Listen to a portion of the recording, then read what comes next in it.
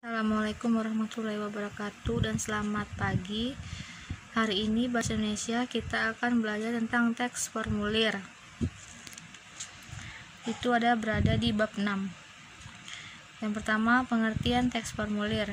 Formulir berasal dari bahasa Belanda yakni formulier, yang artinya sebuah kertas berisi beberapa pertanyaan formal yang harus diisi.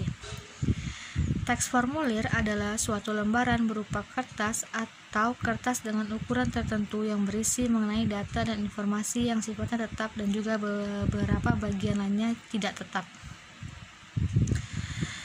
Pengertian lain menurut Kamus Besar Bahasa Indonesia tentang formulir yakni sebuah lembar isian atau surat isian yang telah diisi dan harus diserahkan kepada bagian pendaftaran. Dapat dikatakan jika teks formulir adalah sebuah kertas yang mempunyai ruang terformat dan harus diisi oleh penggunanya. Di sini ada struktur atau bagian-bagian dari teks formulir. Pertama ada kepala. Kepala berisi mengenai nama lembaga, alamat, hingga nomor telepon. Yang kedua, instruksi. Instruksi berisikan informasi mengenai tata cara pengisian formulir dengan tepat dan benar. Misalnya, centang yang tidak perlu atau coret yang tidak perlu. Itu merupakan instruksi yang ada pada dalam sebuah formulir. Badan atau body berisi mengenai data-data keterangan yang harus diisi secara lengkap seperti nama lengkap, alamat tempat tinggal, tempat dan tanggal lahir, jenis kelamin, pendidikan, dan lain sebagainya. Yang terakhir, penutup atau closing berisi tempat dan tanda dan tanggal pengisian formulir beserta nama lengkap serta tanda tangan. Biasanya ada formulir yang juga menggunakan materai, tapi kadang ada juga formulir yang tidak menggunakan materai. Contoh teks formulir. Nah, di sini ada contoh teks formulir pendaftaran anggota organisasi.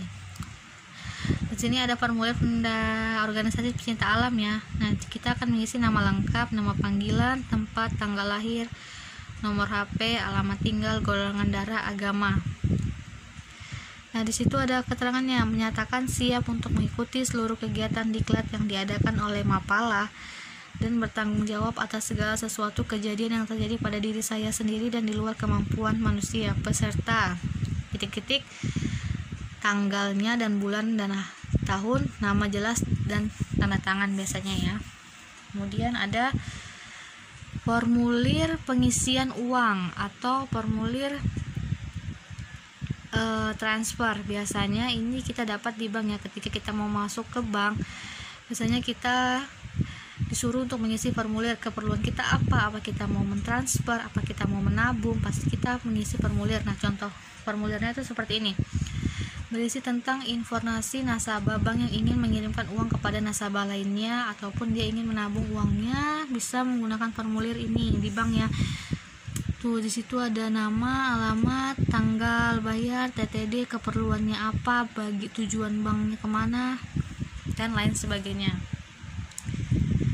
Nah, kemudian ada formulir pendaftaran lomba cerdas cermat ASEAN. Pada formulir pendaftaran di sini ada identitas diri. Yang pertama nama lengkap, umur, kelas, alamat,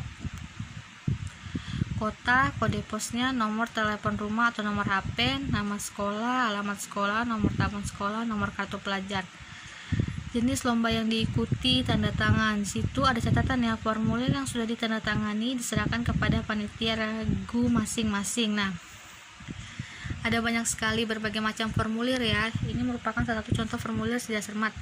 Nanti kalau misalnya ada formulir yang lainnya lagi, dia beda lagi. Bahkan ada yang misalnya seperti Ibu bilang tadi, ada instruksinya. Misalnya di situ ada umur, ada jenis kelamin L-P. Di situ pasti ada keterangan coret yang dicoret jika tidak perlu. Misalnya kalian seorang laki-laki, berarti coret yang tidak perlu. Yang tidak perlunya itu adalah P, berarti P yang dicoret. Itu dari instruksi-instruksinya. Jadi setiap formulir itu berbeda-beda isinya ya, tidak semua harus dimasukkan. Jika formulirnya dalam bentuk resmi, pasti dia menggunakan materai. Dia minta tanda tangan beserta materai jika formulirnya resmi. Namun jika formulirnya hanya sebagai formal saja seperti lomba cerdas cermat ini, seperti formulir pecinta alam, dia tidak wajib menggunakan materai dan juga isinya tidak terlalu begitu banyak, hanya ingin minta identitas diri saja ya. Oke, kemudian ini ada surat pemberitahuan SPT pajak penghasilan. Nah, ini merupakan formulir jika kita mau mendaftar pajak. Biasanya kita membuat pajak ini jika kita sudah bekerja. Jadi kalian bisa membuat pajak ini nanti jika kalian sudah bekerja ya. Ini adalah formulir yang harus diisi jika kita mau membuat surat pajak atau surat pemberitahuan SPT pajak. Di situ ada identitas pemotong, terus objek pajak dan semuanya. Jadi setiap perusahaan, setiap instansi, setiap tempat itu memiliki ciri-ciri formulir yang berbeda-beda ya. Ini ada kop suratnya tuh. Kop suratnya di Kementerian Keuangan RI, Direktorat Jenderal Pajak.